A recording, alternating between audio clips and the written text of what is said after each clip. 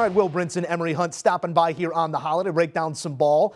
Gentlemen, this was a game that maybe if you're watching on Red Zone, if you're watching anywhere but Cleveland or New Orleans, might have slipped under your nose here, but got interesting late. Will Brinson, your takeaway from this one is what?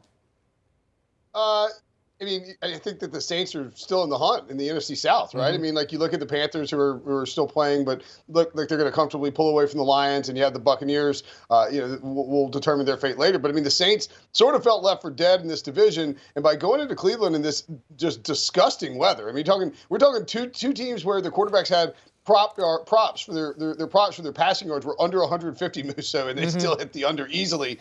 We didn't see 100 yards passing from the New Orleans Saints. It's just one of those where you got to grit out a win, gut out a win. That Cleveland weather this time of year can be really gross, and it was on Saturday, and it's a huge win for the Saints to stay relevant and to try and chase after a playoff berth. I thought it was mostly about making the play and being where you're supposed to be and making sure you do what you're supposed to do your job. You talk about 3 plays that determined this outcome of this whole game. The drop touchdown earlier in the game by Emory Cooper, that changes the whole tide if they're going up 14-0 instead of 10-0. Then you look at Curtis Granderson and what he was able to do with his one-on-one matchup, beating the guard of the Browns consistently, and he ends up making that sack at the end on Deshaun Watson.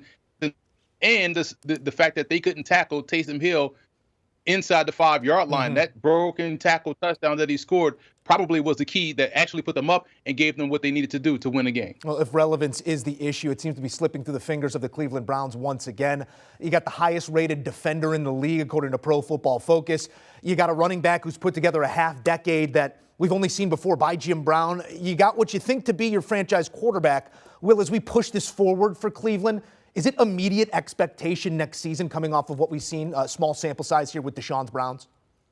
Yeah, I mean, I think it's you got to win next year, right? I mean, like you have to win something. Like you trade all that for Deshaun, and you understood when he got suspended that it wasn't going to be this year, wasn't going to be it. I did think that through the first 3 games that we saw Deshaun, he showed incremental improvements. I really don't put too much stock in this game. We've seen a lot of these in Cleveland. I'm telling you, I remember there's a 3-game stretch I think in 2020 where it's like a total of like 40 points were scored in those 3 games, and it's just hard to play football in weather like this in Cleveland. But I mean, you're talking about eliminated from the playoffs officially now, 19 of 20 seasons on the graphic, which is just depressing. And it is a thing where you need to see production and some success just on the field, just in terms of playing well from Deshaun Watson down the stretch here, because otherwise we're going to start talking about Kevin Stefanski in the hot seat, and all kinds of different things come into play. I think that's more of a fan thing right now than an ownership thing. But if they are good next year with Deshaun Watson having a full season, that could certainly change.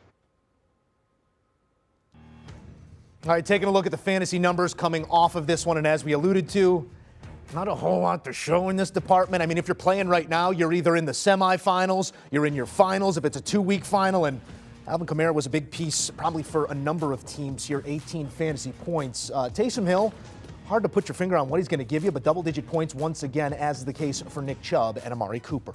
Do you want a sports network that delivers everything that matters about the game? The highlights, the picks, the instant analysis, no yelling, no fake debates, no politics. Hit the subscribe button and never miss a moment.